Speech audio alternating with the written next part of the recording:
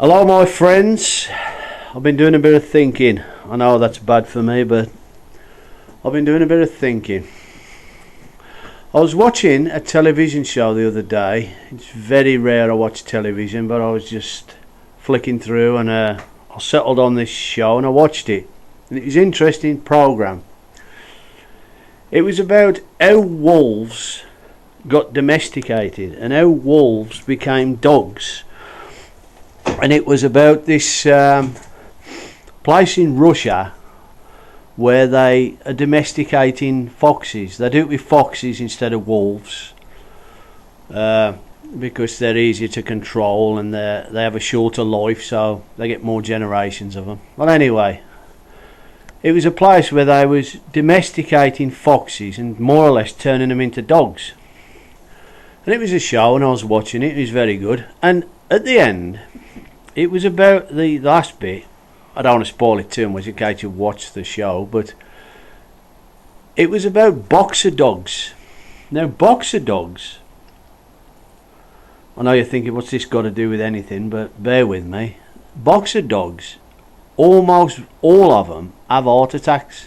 When they get to about 6 or 7 or 8, you know, sort of a 50 or 60 year old in dog terms, they have a heart attack and suddenly die. They're in perfect health, fit, everything, but they just die of an heart attack. So they've been experimenting with these boxer dogs and testing them, and they have located a gene that they can tell by this gene, you know, a gene, they give it a name like ZX24 3.7b, you know, some name like that.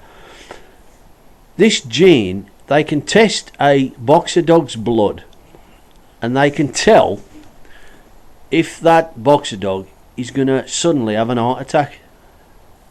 If he's got this gene, he will.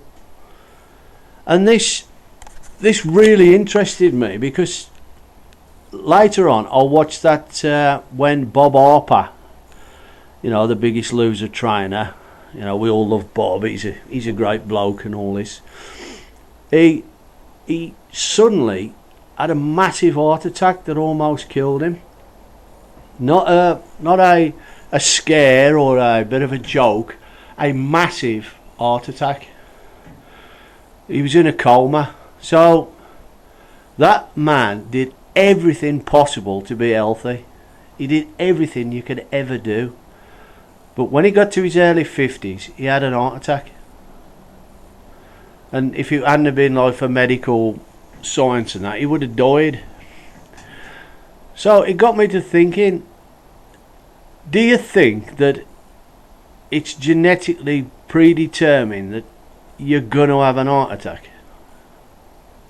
Or you're going to be a diabetic? I know obviously you can help it along by smoking 100 cigarettes a day and drinking a bottle of whiskey every day. You're helping it along, but do you think that you can do everything right? You can eat healthy food, not smoke, not drink, but if you're going to have an heart attack at round about 50ish, then it's going to happen no matter what.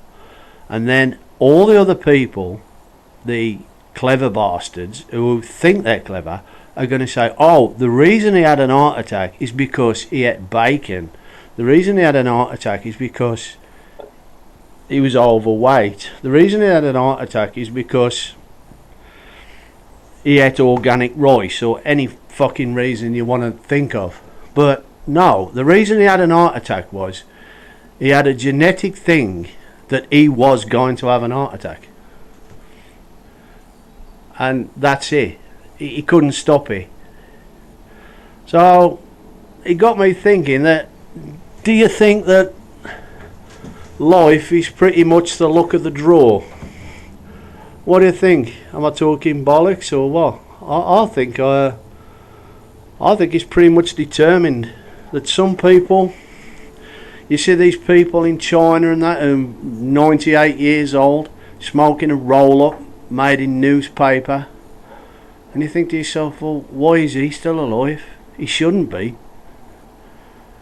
But I look at it like it's like when you buy a box of light bulbs and you put them in, and why does one pop after a week and the other one go on for 10 years?